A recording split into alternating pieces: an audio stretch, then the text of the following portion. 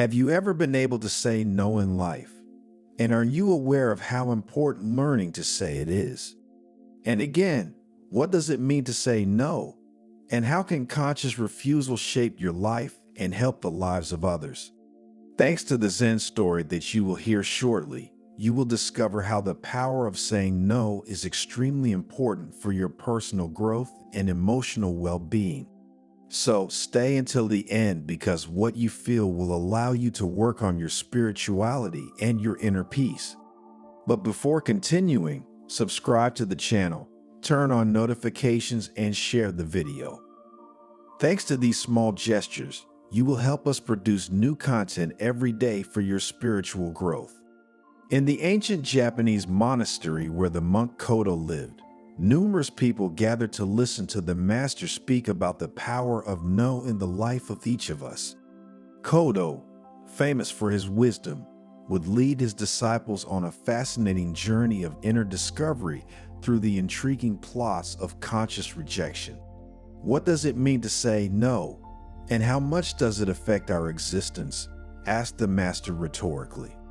In a world that often asks us to say yes to everything, true strength lies in the courage to pronounce that small but powerful no. Koto immediately added, "You must know that saying no means giving someone, or ourselves, a conscious refusal, and this often leads us to truth and inner peace." Master, can you give us some concrete examples of how and why saying no serves to do good for ourselves and others? Asked a young disciple impatiently. Koto, with a shrewd smile, replied that the lesson that had just begun would be useful for just this. "Make yourselves comfortable," he said, "because now I'm going to list a number of reasons why no is so valuable." Preserving the inner essence of each of us was the first reason the elderly monk spoke about.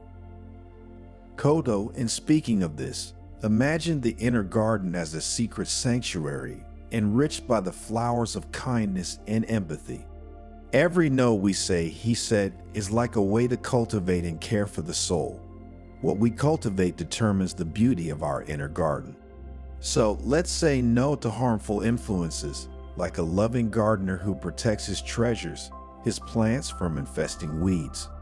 The second reason why learning to say no is linked to self-respect and one's dignity.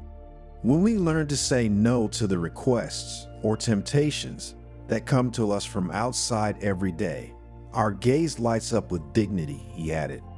Dignity becomes our cloak when we say no to requests that threaten to take away our light, that is, our integrity and our real way of being. Remember that if we say no with grace, we become conscious witnesses of our inner greatness, and we do not hurt anyone. Rather, we transform rejection into a lesson of growth. Koto continued his speech by talking about the spiritual balance of each of us, and to do so he used a metaphor. Imagine that your spiritual balance is a dance and your life is a tightrope over a precipice.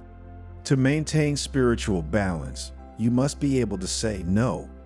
Every no you say is a decisive step on the rope of life, a step that allows you not to fall into the precipice.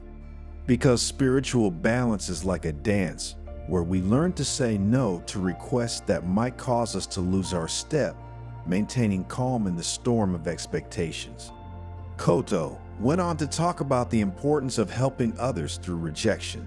No can be a lighthouse for others, a guide that helps them navigate life's choices. Let's say no wisely, for example, to those who ask us for help looking for a shortcut to their problems, but we offer them a hand when really needed without letting them sink. Every no, continued the master, contributes to the strength of inner freedom. Therefore, it is an act of conscious freedom. Let us carefully choose the opportunities that present themselves in our lives and avoid falling victim to external expectations. Let us plant our roots so that they make us stronger against the current of external expectations. Let's say no and grow free. Another advantage of knowing how to say no is to conserve our vital energy. The monk explored this topic in depth through the metaphor of the lamp, explaining how every no is like a switch to conserve vital energy. Our energy is as precious as the light of a lamp. We turn off the light when it is not necessary. We say no to unnecessary requests, preserving our inner sacredness. Saying no also increases our creativity. Imagine your possibilities as a blank canvas, the blank canvas of possibilities. Through no, find empty spaces for creativity, just as if you were artists. Every no is an opportunity to paint a unique masterpiece. Absence becomes the blank canvas where creativity dances freely, giving life to new visions. Knowing how to say no also has to do with the discipline of the heart. You know, Koto asked, the fisherman who pulls the net and lets it go? No becomes a sort of discipline of the heart, teaching us when to pull the net to capture the pearls of inner peace, and when, instead, to leave it free to flow with the current of life. Koto continued the lesson with the metaphor of the golden key, inviting the disciples to imagine no as the key that opens the door to inner truth. Every no, wisely pronounced, turns the key to our true essence. Through the door of truth, we discover the inner freedom that awaits us behind every well-considered refusal. As the disciples listened intently and the sun began to give way to night, Koto emphasized the importance of active listening. Active listening is like a river that flows without resistance, he said. We say no with the wisdom of those who know when to listen carefully and when to reject what might disturb the flow of understanding. If someone wants to fill our head with their stories, with their complaints, let's learn to say no in order to preserve our inner peace. Knowing when to listen and when not is essential. Healing through rejection was another lesson Koto taught his disciples. No, he said, can be a powerful medicine for healing. Like a scar that forms and then heals, no is a medicine.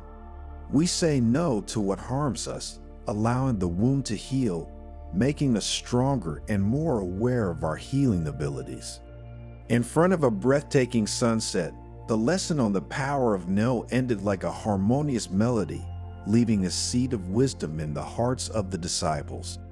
Koto, with his serene look and his calm voice, underlined the profound meaning of this small but extraordinary monosyllable. No, Koto taught, is a golden key that unlocks the door to our authenticity. It is the force that preserves the sacred garden of our inner essence, bearing witness to our dignity and maintaining spiritual balance on the rope of life. Through no, we can help not only ourselves but also others, transforming rejection into a guiding light. Because if we are always ready to help the people we care about, they will never find the strength to become autonomous. But what is the moral of this story? What to say no is an act of self-love and authenticity. It is the discipline of the heart that teaches us to navigate the currents of life, conserving our precious vital energy. Conscious refusal thus becomes a path towards inner freedom, a way to open the door to our deepest truth, the only one capable of giving us the peace we need. Refusal, therefore, must not be seen as a selfish gesture, but rather as a way to guide oneself and others towards greater autonomy and awareness. The final advice Koto gave to his disciples was to explore the transformative power of no in their daily lives. Be courageous in saying no to what doesn't resonate with your authenticity, to what doesn't fit your chords. Cultivate your sacred garden and let no become a guiding light for yourself and others, without the fear of appearing selfish and lacking in sensitivity. In the dance of life, embrace the power to say no with wisdom and love, for that is where the true strength of your essence lies. And you will see that, if done in the right way, the same people to whom you said no will appreciate you even more.